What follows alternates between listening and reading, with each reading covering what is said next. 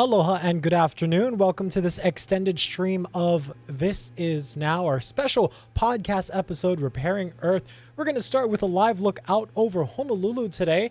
The skies are fairly blue, light clouds. Earlier today it was a little bit rainy, some passing showers moved on through, but this is again a live look out over sunny Honolulu. It is 80 degrees out and nothing but sunshine and some brisk winds in your forecast for today and the rest of the next at least 7-day outlook.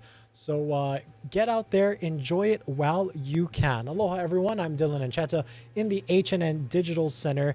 In today's extended stream, we are going to play for you a podcast by our digital content producer, Emily Cristobal, called Repairing Earth. Now, as monk seals and honu face the threat of habitat loss and climate change, a group of 7 researchers recently went to the Papahanaumokuakea Marine National Monument for a month-long study on these important Hawaiian animals.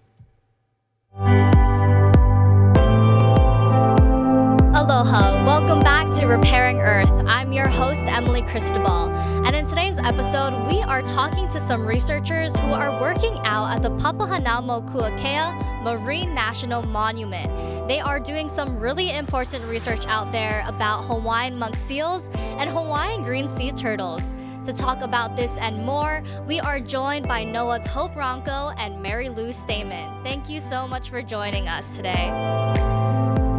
First things first, I was hoping you guys could briefly introduce yourself and talk a little bit about the work that you guys do out there.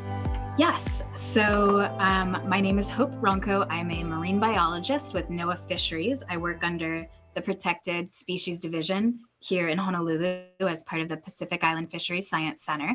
And so every year we go out to Papahanaumokuakea and we deploy field teams to multiple sites. This year, we are just focused primarily on Lalo, or French frigate shoals.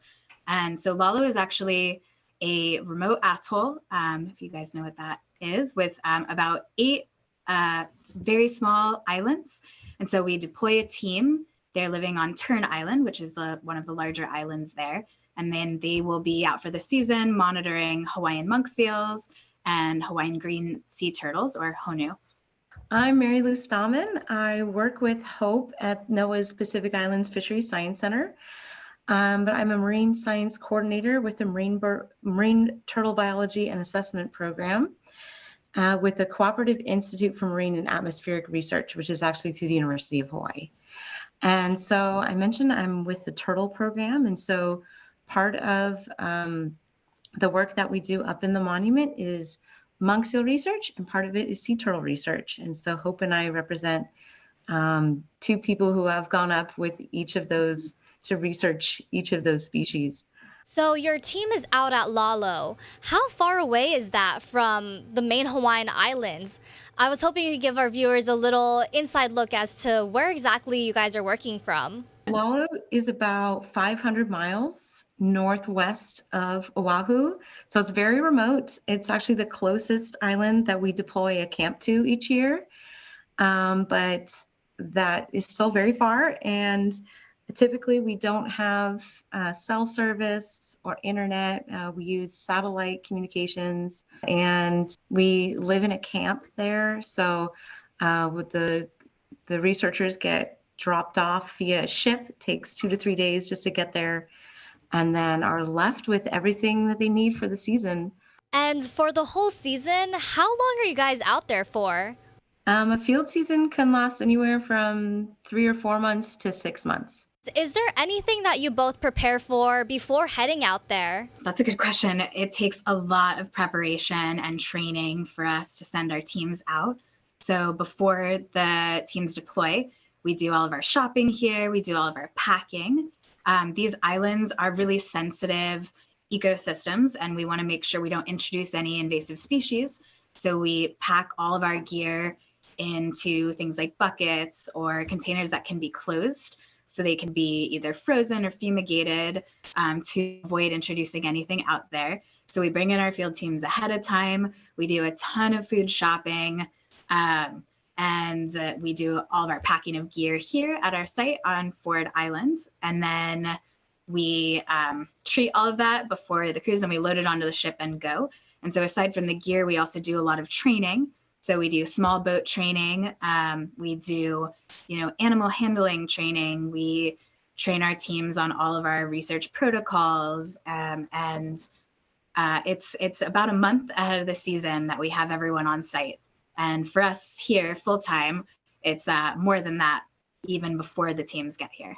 Mary Lou, did you want to add anything?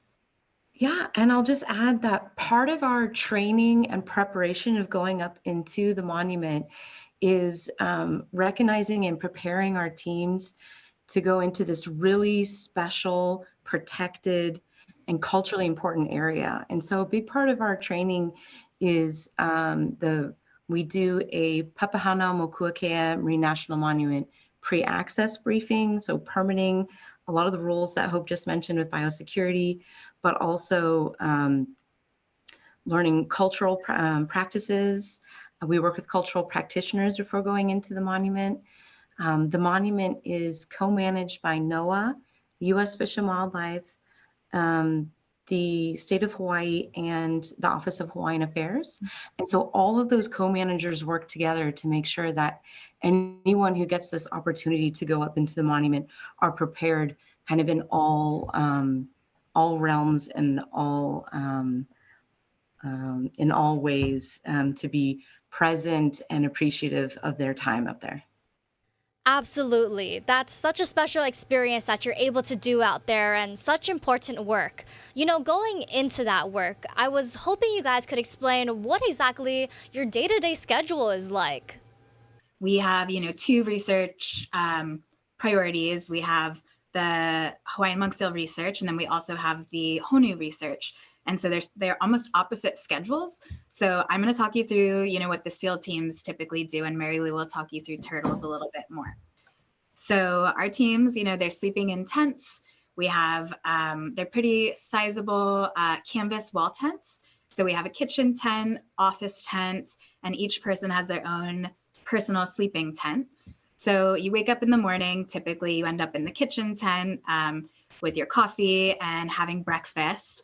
And then for the SEAL teams, for the SEAL team, it's 4 right now at Lalo. So they will do like a conditions check and see what their small boat operations can be that day. So if the conditions are good, they'll go grab their boats from their moorings, load everything up, and then head out into the atoll. And they typically start at the farthest away islet. And so they will drop, a couple people at each island, and they'll go ashore and survey. So our teams are looking at, Hawaiian monk seals in general, as well as the honu. But for us, our priorities are moms and pups. So identifying and monitoring moms and pups, juveniles, and also like seals of concern. So like seals with injuries or other things that might affect their survival. And then when pups wean, we also apply tags to them so we can continue to identify them throughout their lives. And sometimes we move them between islets within the atoll, just depending on where survival is better. We want them to be set up for success. And so our teams, will make their way back down or back towards Turn Island, where their main camp is. And at the end of the day, they'll bring their boats back, unload everything at the dock, remoor them, put them back at the mooring, and then head into camp. And so for monk seals, I think often they do like one day of boating, and then the next day will be data processing and management, and then they'll go out again and kind of that back and forth. Very cool. And how about you, Mary Lou? What is your work like? Yeah, and so for turtles, as Hope mentioned, we work on a bit of opposite schedule as the monk seal team. So Lalo is a really important place for honu because you can see honu in the main Hawaiian Islands, but they only nest pretty much up here in Papahanaumokuakea at Lalo specifically. And so we have over 90% of the whole population comes up here to nest. So we really want to make sure our work is focused around their nesting, which happens at night. So our teams, our day starts around 2 o'clock, let's say in the afternoon, wake up, get ready, and then go hit the beach for a basking survey. And basking or resting, hold out on the sand, is a behavior that turtles have only been observed doing in 3 places in the whole world. So here, Galapagos and parts of Australia, we have turtles that bask. And it provides a really unique research opportunity for us to work with the animals while they're hauled out and resting.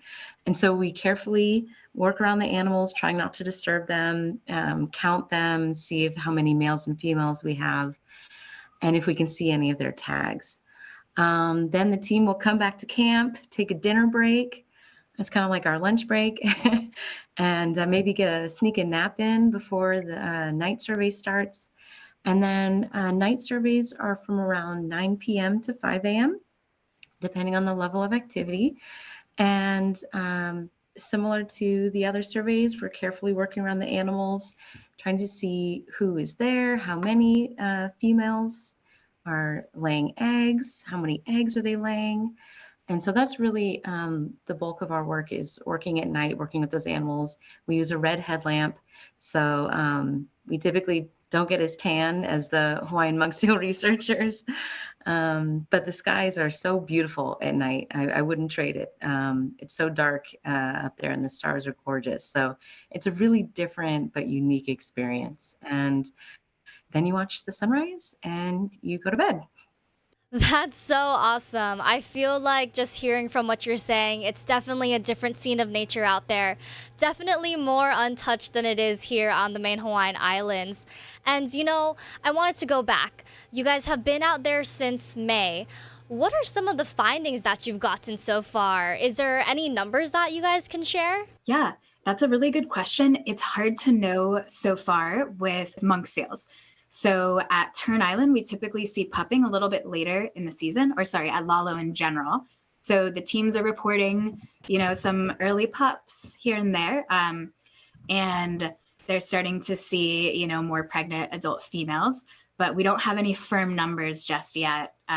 We'll have to report back at the end of the season. We have a lot of seals that move between different sites too, and we use different data analyses to determine which site seals get assigned to. So it's a little bit of crunching at the end to give you full numbers, but so far it looks really good. And the team has seen quite a few juveniles from previous years. And one of our challenges at Lalo is with juvenile survival. We see lower numbers sometimes than the other field sites. So potentially, I think we're looking like a really great year. Yeah, and Mary Lou, what are you seeing with the honu out there? For turtles, it's always interesting because we don't know what we're going to get when we get up to the island.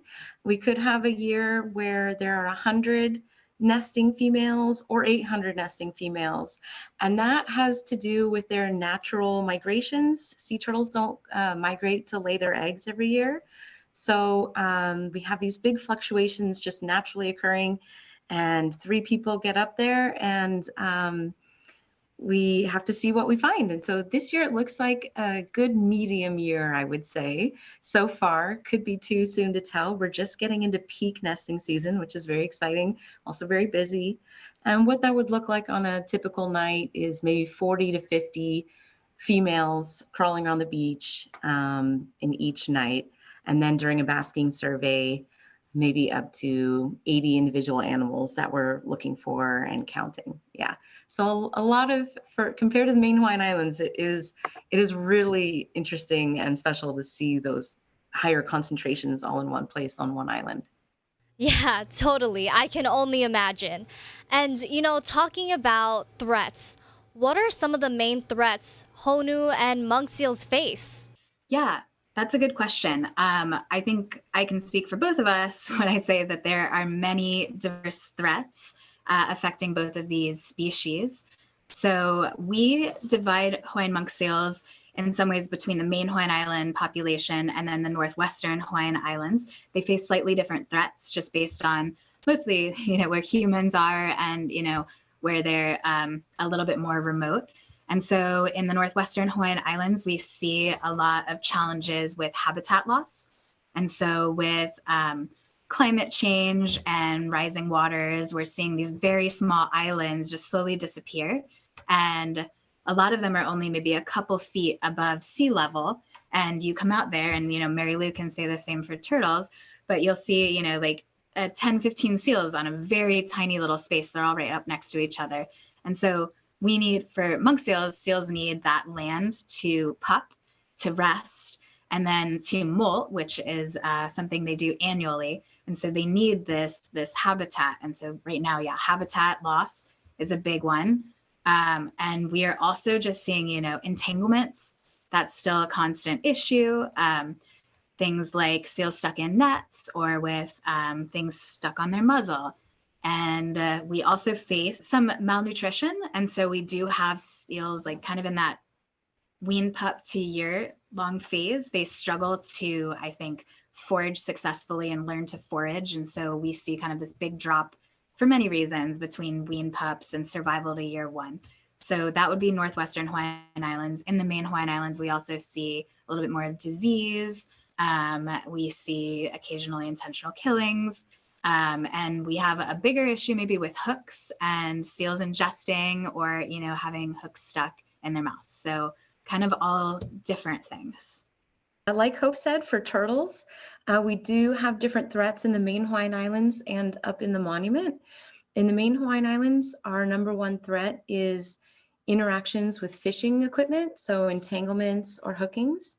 And then up in the monument at the nesting site, so their primary nesting island, actually, where we used to have our camp, was East Island. And East Island has been regularly monitored by researchers since 1973, so 50 years this year. And that's where a majority of the turtles were nesting until 2018, when Hurricane Walaka came through and severely damaged the island. And so we moved our camp to Turn Island, to where the Monk Seal program has their camp. We started looking at more of an atoll-wide picture, all of the islands, where are the turtles moving as the island takes a slow amount of time to rebuild and become large enough to survey again. And so in addition to sea level rise and increased frequency in storms, climate change is also affecting nesting sea turtles, because they have what's called temperature dependent sex determination, which means that the temperature of the eggs while they develop actually determines if they're going to be male or female. So if you can imagine in a warming planet, if your turtle nests are all getting warmer, you're going to start seeing a lot more females around. And if the males can keep up, that's great. But if the population turns all female, obviously that would have severe consequences for their reproduction. So that is a very important factor and threat that we're keeping an eye on up on the islands, with temperature, data loggers in the nests, and trying to determine if we can determine if the hatchlings are male and female and at what ratios right now. Absolutely. And, bringing up the issues of climate change and these animals getting stuck in netting and getting hooked, what are some preventable measures people can take to keep these animals safe? For seals, like we recommend barbless hooks for fishing. They come out of seals a little bit easier. We also recommend, I think, like removing all leftover line and hooks, getting rid of that and disposing of that appropriately. One big threat that monk seals face in the main Hawaiian Islands is disease. And one of the big problems we're facing right now is toxoplasmosis. So that's a parasite that's actually transmitted through the feces of cats. And so we encourage everyone to, keep their cats indoors if possible. It's a really tricky disease, but we have seen it affect adult female seals, especially, and pregnant adult females. So, really in an effort to protect those seals, we encourage folks to keep their cats indoors.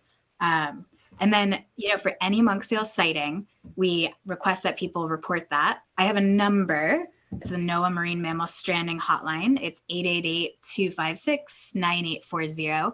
But for any seal on shore, you're welcome to, please, we ask for that to be reported. And, even if it's an interaction with a fisherman who hooks a seal, we've had several seals that were hooked that were reported by the fisherman in the situation, and we would not have known, and those animals would have died otherwise. But because they were reported by fishermen, we were actually able to identify those animals, find them again, and remove the hooks, so saving them. So please report, and we, anytime you see anything, report, and we have folks standing by on those hotlines. And is there anything you wanted to add, Mary Lou? Yes, while you are out and about in the main Hawaiian Islands here, if you see a turtle or a seal, we please ask that you respect viewing guidelines that NOAA has.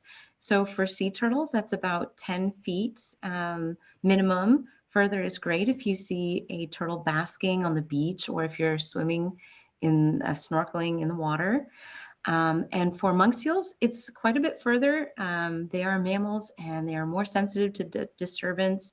And so I believe the rule of thumb is what applies. If you hold out your thumb in front of you, and if you can see the monk seal sticking out from behind your thumb, you are too close. So please back up and be respectful. And then in addition, we have a lot of our turtles, when we work with them for research, we give them a small little white painted number on their shell. And that allows us to continue to monitor that animal without having to get too close to it. And so if you see one of our turtles or a turtle that we've worked with either through rehabilitation or our tagging program, we want to hear about it. And so the way that we have, or what we have set up for that is called honu count.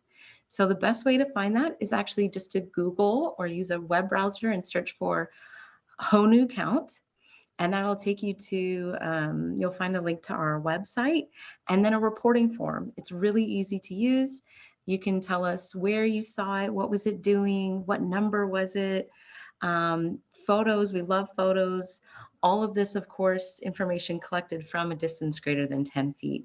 And especially when we have really rehabilitated turtles, where we've had to amputate flippers due to fishing line entanglements or other illnesses, we want to know that they're doing well, and your sightings really help us with that. So that is through honu count. Yes, and we're definitely going to dive more into how the larger public can be stewards of these animals. But, before we go to that, I wanted to go back to the relationship between monk seals and honu. Is there any relationship between the two, or do they kind of just coexist? It definitely seems like there's a lot of them out there. They coexist. I think for the most part, they tend to just ignore each other. We have them kind of lined up. You'll see them lined up in a row.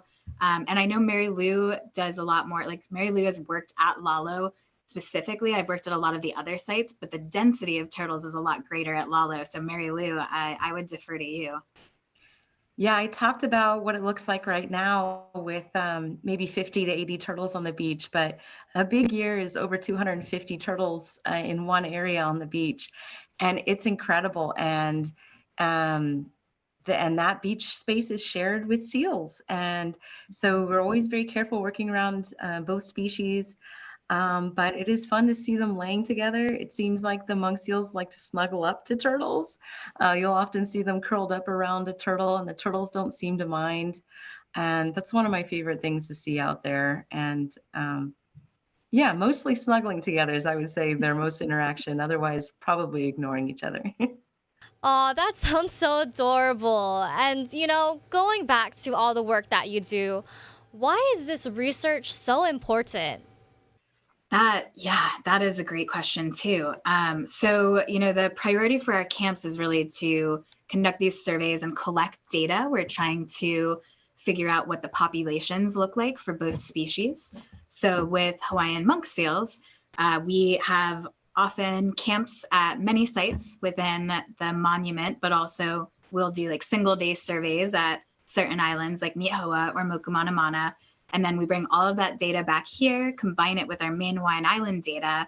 We can get an idea of what the population size is, and an estimate.